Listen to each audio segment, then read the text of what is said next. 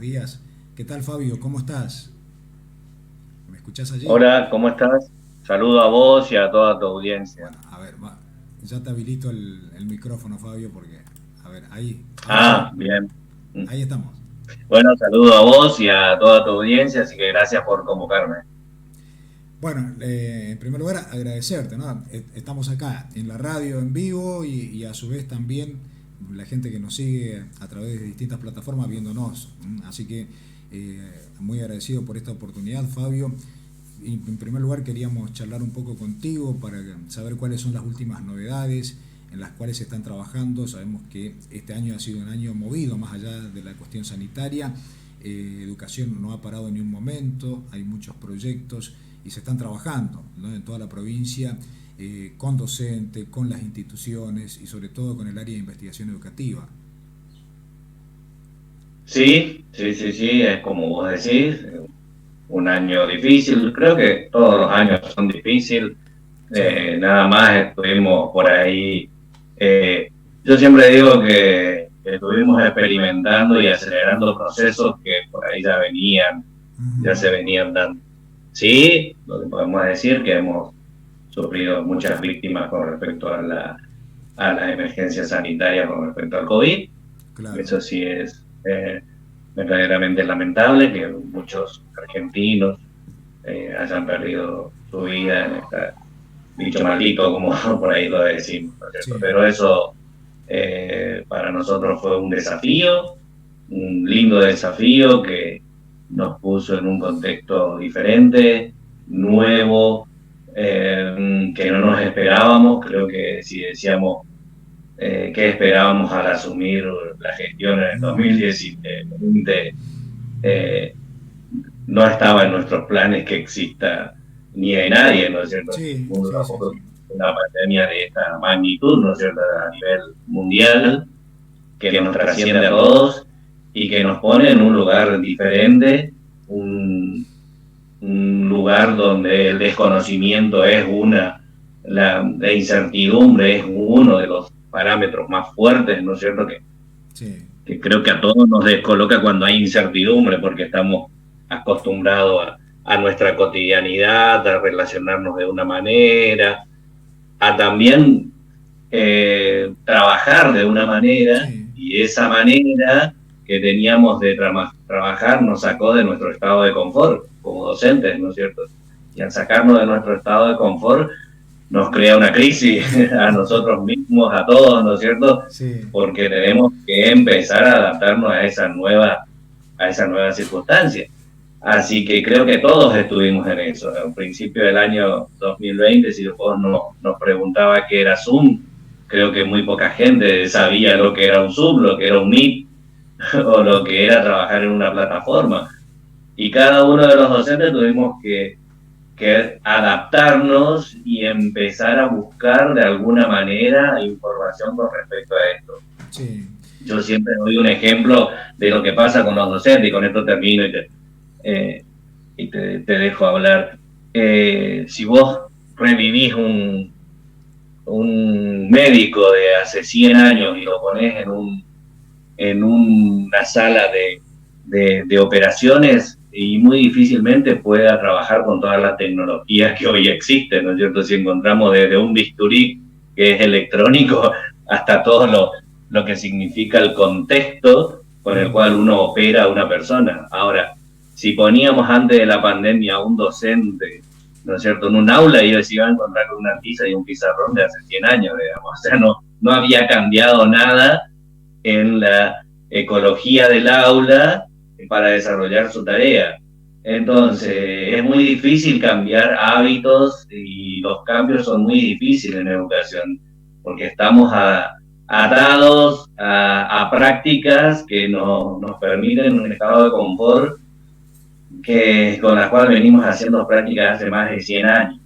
Claro. Entonces, Y, todo este proceso de cambiar la relación docente-alumno, sí. y fue una crisis muy fuerte, que Ujú. yo decía el otro día en el diario, mucha gente se enojó conmigo, decía que nos interpelaba justamente cuando decíamos los docentes, los alumnos han perdido el 90% de saberes básicos. Y esos saberes básicos nos interpeló también, pero al final decía de que no teníamos que perder todo lo que habíamos ganado en la crisis. En esta crisis sanitaria, en esta pandemia, hemos ganado procesos que nos llevarían años de cambios profundos en las prácticas docentes y en las prácticas de enseñanza y de aprendizaje de los alumnos. Así que no dejemos pasar esta gran oportunidad que tenemos, de que hoy tenemos bimodalidad, trimodalidad, por la cual podemos desarrollar nuestras prácticas docentes. Entonces era un mensaje esperanzador con respecto a romper muchas barreras que verdaderamente son muy difíciles en la educación. Bueno, como vos decías, Fabio, aparece la dicotomía, ¿no? de sensaciones individuales que tenemos todos ante los cambios. Bueno, ¿qué caminos adoptamos? Porque que esto que vos decís, la incertidumbre, las planificaciones que antes eran a largo plazo, que hoy tienen que ir modificándose incluso día a día, te pone allí inestable, pero en esa inestabilidad también tenés que pensar, bueno, cómo va cambiando el mundo a tu alrededor, ¿no? Y el sistema educativo es como que estaba ajeno de alguna manera a esto, y bueno, la pandemia lo ha empujado un poco a que se empape con esa realidad, y que también el sujeto o el alumno que está más allá de cualquier nivel que estemos hablando es otro y no tiene que ver con lo que teníamos años anteriores, y que necesita también estar preparado para ese mundo, ¿no? El del siglo XIX, el del siglo XXI que ya está con nosotros, que por allí en las escuelas hay algunas prácticas que no digo que hay que cambiarlas al 100%, pero habrá que ayornarlas o adaptarlas a esto que estamos mencionando y que vos bien lo dijiste, ¿no? Hay cosas que son indispensables, poder ver, bueno, qué hemos ganado y qué podemos trabajar de aquí hacia adelante. Fíjate vos que el proceso no fue tan traumático para los alumnos. Claro. Yo creo que fue más traumático para los docentes. Tal cual. Porque la capacidad de adaptación de muchas generaciones que son nativos del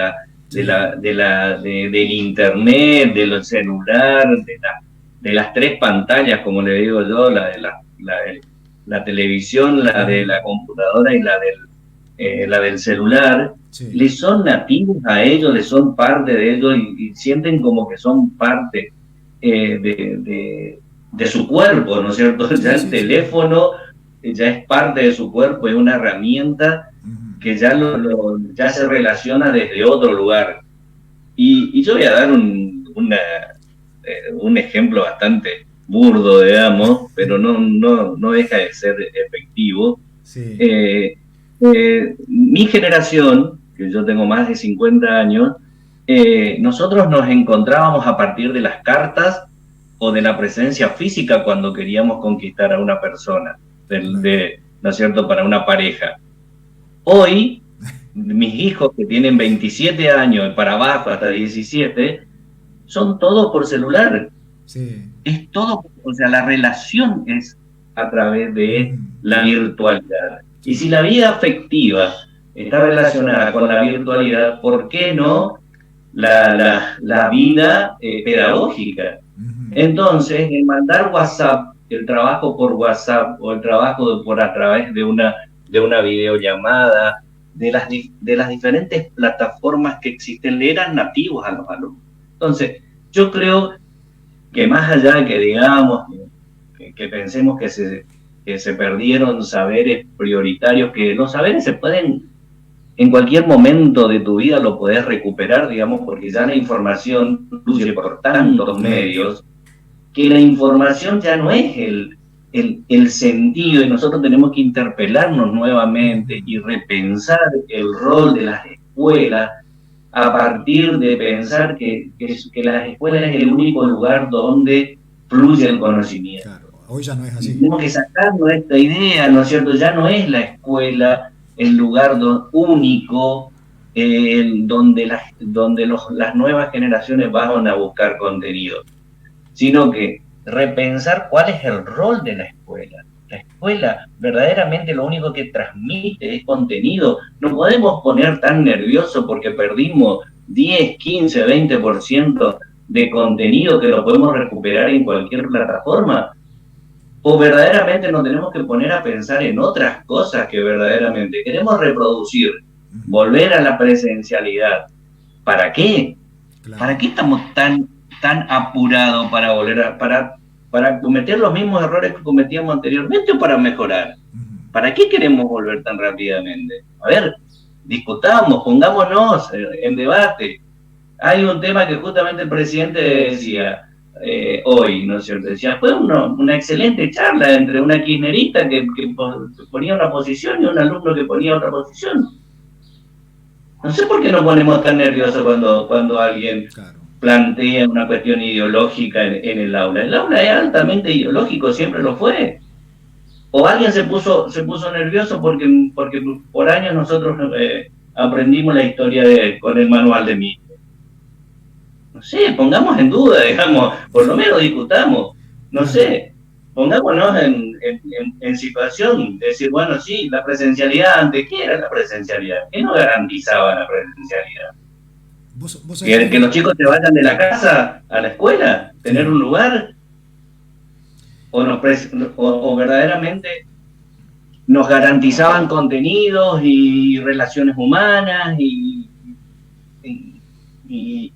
poder encontrarse con amigos y poder desarrollar una afectividad?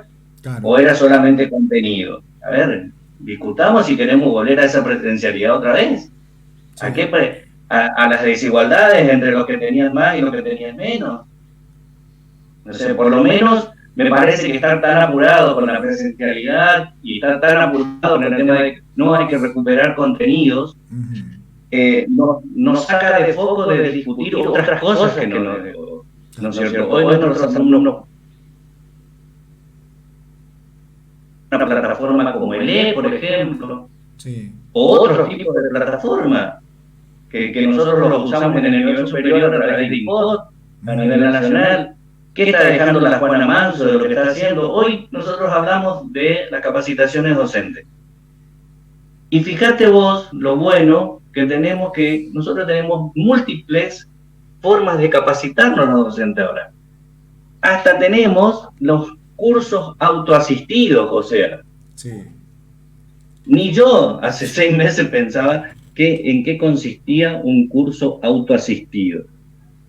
Y es como un jueguito, ¿no es cierto? Yo le digo, profe, es como un jueguito. Para los jóvenes, para los docentes jóvenes, le parece mucho más dinámico hacer un curso autoasistido que escuchar una conferencia de alguien, por ejemplo, donde vos te van abriendo etapas en el autoasistido, te van abriendo etapas en cualquier momento del día, el tiempo que vos querés, y vos mismo vas haciendo tu trayectoria de formación continua.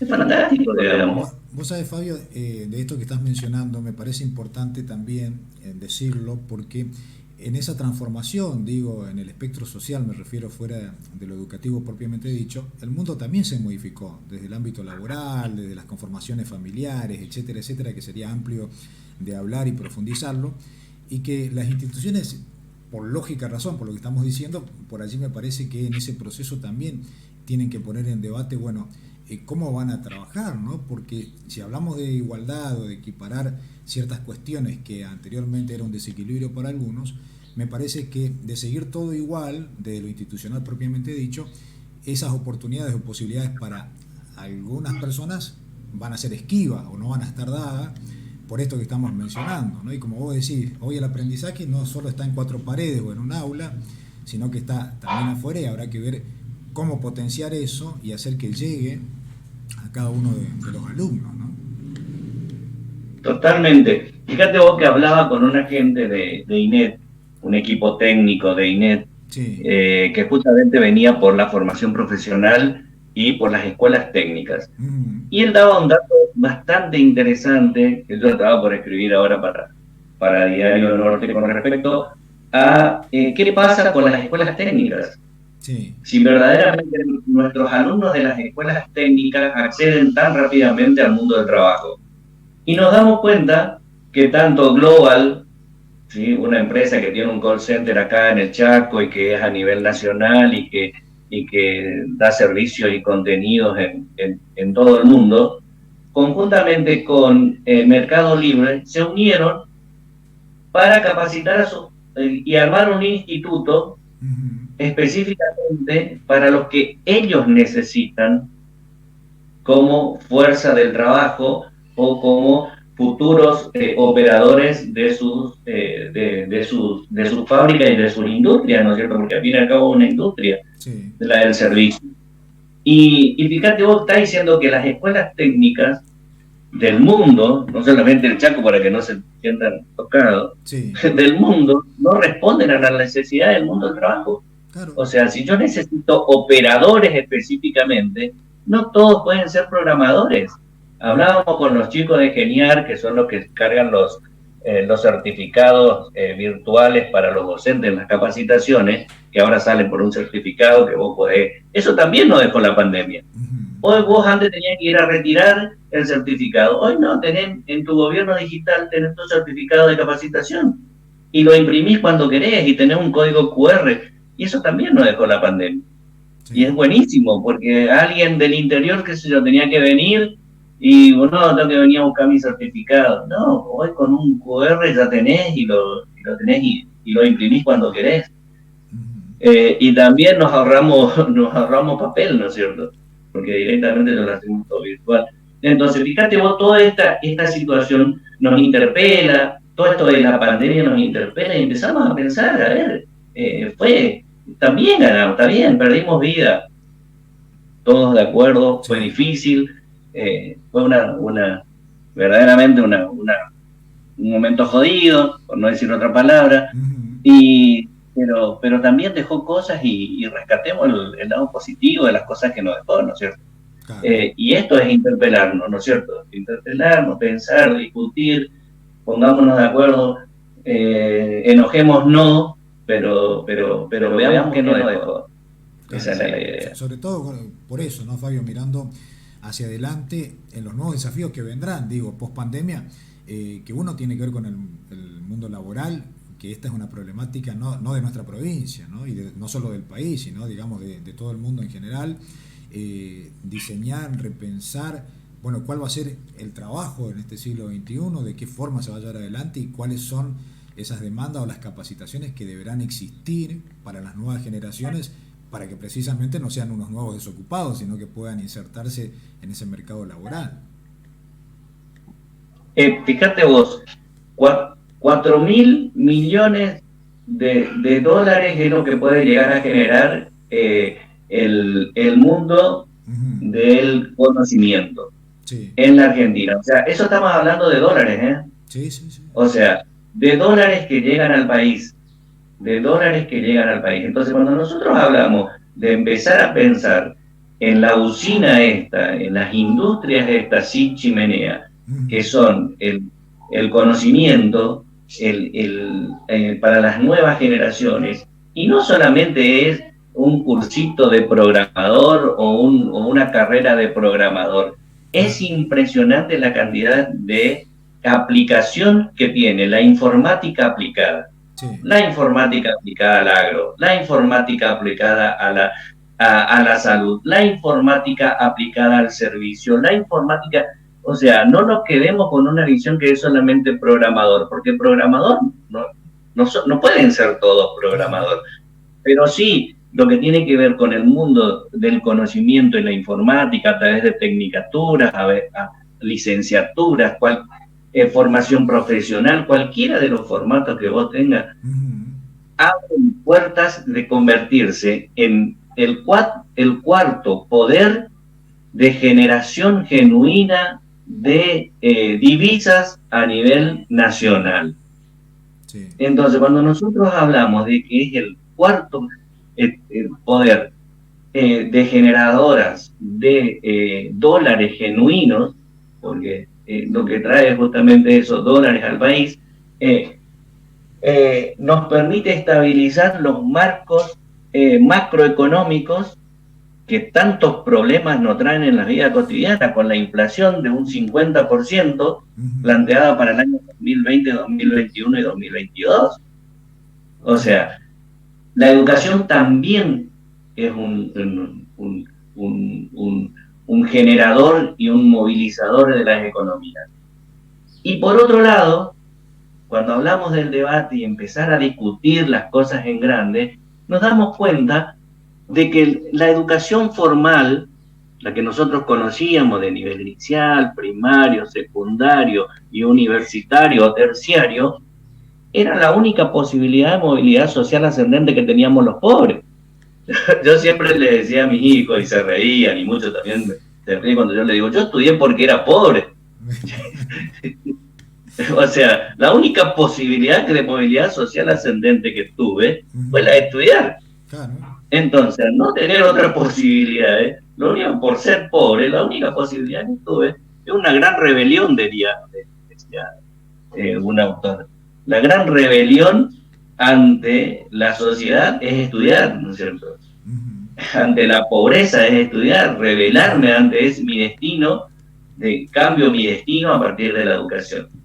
Y ahora, no solamente esa trayectoria estudiantil es la que aparece, es la única posibilidad que tenemos, porque nosotros nos encontramos de que en este mundo del conocimiento, muchas de las personas, y eso rescato lo que estaba hablando anteriormente, las trayectorias estudiantiles a veces pasa que terminan el secundario, hacen un curso corto y terminan trabajando con salarios mucho más elevados, entre 300, 400, 600 y hasta $1.000, con programación o aplicado a determinadas áreas del conocimiento. Entonces ya no es completar todo un proceso, sino que hay como otro trayecto de formación que también me da movilidad social ascendente y me da una posibilidad de insertarme socialmente de forma activa en el mundo del trabajo. Claro. Así que también nosotros de educación tenemos que ver esto. A ver, prestemos atención, nos están diciendo que ya no es esta trayectoria, claro, sino que las empresas están por otro lado. Acá están, esto es lo que están necesitando. Esto es lo que tenemos que ver. Esta trayectoria también le tenemos que dar a nuestros alumnos. Sí, la verdad que es muy interesante, Fabio, lo que estás mencionando. Y bueno, a partir de esto también, del área de investigación educativa, se pretende llevar adelante, digo, esta mirada, ¿no?, particular del interior. Vamos a hablar del caso de la provincia del Chaco. ¿Qué sucede en cada localidad, ¿no? ¿Cuáles son esas demandas? ¿Cuáles son esas necesidades? ¿Qué se puede hacer? ¿O qué camino se puede trazar a partir de las investigaciones precisamente que se puedan llevar adelante para tener una idea más clara de qué se puede ofrecer? En el año 2019 yo estaba como rector del Instituto Sarmiento y viene el profesor Pepe Romero, sí, fue ministro de Educación, me dice, Fabio, vamos a armar una subsecretaría de formación docente e investigación educativa. Le estoy llevando la propuesta al gobernador porque es una propuesta interesante de lo que significa ordenar, transformar y jerarquizar el nivel superior. Ahí me junto con Guillermo Briñardelo, que era el rector del Instituto de San Fernando Rey, ahora director de Educación Superior, y nos embarcamos en esta, ¿no es cierto?, de hacer una propuesta que el nivel superior necesitaba 3 ejes fundamentales. Fortalecer lo que es la formación inicial, tanto en profesorado como en tecnicaturas, repensar esta idea. Por otro lado, fortalecer fuertemente lo que era la formación continua a partir de las capacitaciones que ya existían. Teníamos que poner énfasis en los postítulos de calidad y gratuitos en muchos casos. Y teníamos que pensar en la investigación educativa para tomar decisiones, tanto a nivel áurico, a nivel institucional y a nivel político, que permitan que las decisiones que tomemos sean de calidad y que beneficien a la comunidad en la cual está inserta el instituto, ¿no es cierto? Y en eso convocamos a Mara Romero, que está trabajando fuertemente, primero, en fortalecer en los institutos de que la investigación es parte y convencer a nuestros docentes que no solamente la formación inicial, sino la formación continua y la investigación le dan estabilidad laboral si es que se plantea desde un lugar de trabajo y de mejoramiento. Entonces, lo que estamos haciendo es capacitando a nuestros docentes fuertemente. Mara está trabajando con UNIPE y también con la UNE, la Universidad Pedagógica, ¿no es cierto?, a nivel nacional, y con la UNE acá, regional, y con la UNCAUS, en fortalecer esta trayectoria de investigación para la toma de decisiones de calidad y en contexto de estas 20 cadenas de valor que tanto el gobernador nos plantea que debemos jerarquizar, que los institutos tienen que dar respuesta con respecto a esto, que tanto tecnicaturas de producción, de servicios y sociohumanística tienen que estar en los institutos, que debemos fortalecer también nuestros profesorados de cada una de las carreras, ¿no es cierto?, en territorio, jerarquizando, transformando y mirando hacia adelante con respecto a esto. La verdad que es un trabajo arduo, Fabio, ¿no? Porque, como vos decís, siempre hay por allí alguna controversia, algún choque o no se entiende bien de qué se trata, pero vos los has dejado muy claro y lo has explicado precisamente cuáles son los motivos, ¿sí?, por qué se está llevando adelante este trabajo aquí en la provincia del Chaco y las perspectivas que tiene. Y ojalá que en el corto plazo esto se pueda ir dando para ir encontrando respuestas, digo, a determinadas problemáticas que son necesarias resolverlas lo más rápido que se pueda. Los cambios en la educación son muy largos y muy costosos. Decía una política, ¿no es cierto?, de las crisis económicas se sale con un buen plan económico y podemos hacerlo a corto y a mediano plazo. Los cambios morales y sociales son muy difíciles porque afectan a generaciones. Entonces los cambios morales deben ser, y los cambios educativos, específicamente como cambio moral y cambio social, son por generación. Entonces, si no pensamos como políticas de Estado a largo plazo las transformaciones en educación, muy difícilmente vamos a llegar a un acuerdo. Tenemos que habilitar procesos. Yo le decía a todo el equipo de las 4 direcciones que están a mi cargo, de que nosotros por lo menos tenemos que empezar a dar transformaciones básicas, esenciales, que tengan que ver con lo normativo. 4 años no nos va a alcanzar para transformar todo lo que tenemos, porque verdaderamente los cambios no son por años, sino por décadas en educación. Entonces, por lo menos para los próximos funcionarios que vengan, decir, bueno, acá están las bases de la República, digamos, las bases en educación superior, por lo menos. Le decía Mara, no te pongas ansiosa en querer lograr investigar. Por lo menos en esta primera etapa formemos a los investigadores, formemos con sólidas bases para decir, tenemos gente formada en el nivel superior en investigación. Sí. Tenemos gente formada. Entonces, por lo menos decir, bueno, está bien, no hicieron todos los cambios, pero por lo menos dejamos paz. Eso es importante, ¿no? Es importante dejar algo para que los que vengan continúen con el trabajo, que lamentablemente a veces eso después no sucede, ¿no? Lo hemos visto en otras cuestiones por allí, hablando más de lo macro, en lo político, en lo económico, pero esperemos que de una vez por todas comencemos a desandar un camino, digo, en la Argentina en general, ¿no?, hacia eso también, a continuar determinadas cosas que necesitan ir realizándose, más allá de quién estuvo anteriormente, y pensando en el bienestar de las futuras generaciones, porque de eso se trata, ¿no?, de ir proyectando y construyendo para el prójimo, más que para uno mismo. Totalmente.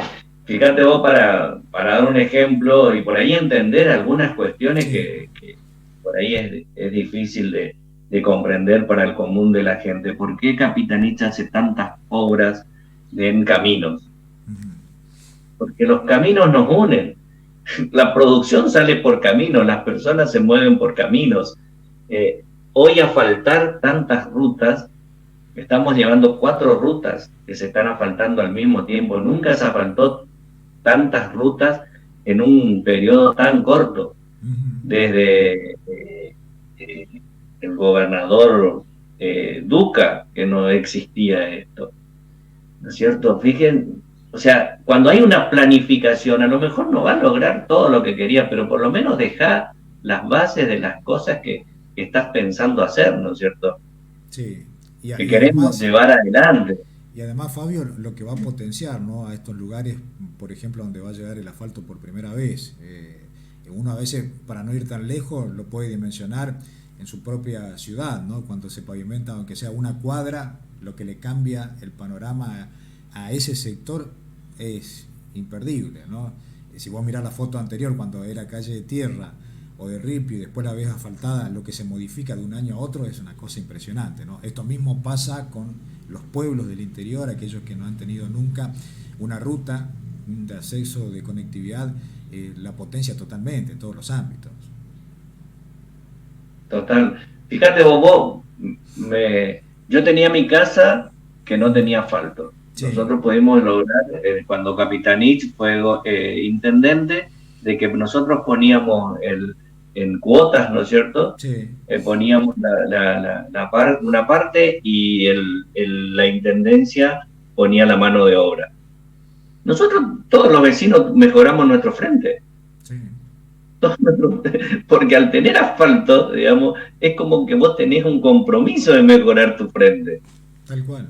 Entonces, hay un avance, ¿no es cierto? Hay una posibilidad de que mejore, como vos estás diciendo, ¿no es cierto? El asfalto mejora la vida de los ciudadanos. Y bueno, en educación también pasa lo mismo, ¿no es cierto? Fuimos muy resistidos con el tema de la plataforma, por ejemplo. Pero Sí, yo creo que le decía a muchos colegas sindicalistas que nos conocemos todos en la educación y más todavía que yo tengo más de 30 años, los conozco a todos, le decía, yo sé que el no está cumpliendo con todo lo que nos proponemos, pero no por eso tenemos que poner una bomba en él. claro. Mejoremos en él, mejoremos. ¿Tiene muchas falencias? Sí, tiene muchas falencias. Ayer estábamos, por ejemplo, en el SIGMA en Saspeña, ¿no es cierto? Hablábamos con la Carlos Centeno de hacer un vacunatorio. Y me decía ella, mirá, Fabio, de 18 a 38 años es la masa etaria que menos se ha vacunado. Bien, esos son los que están en los institutos.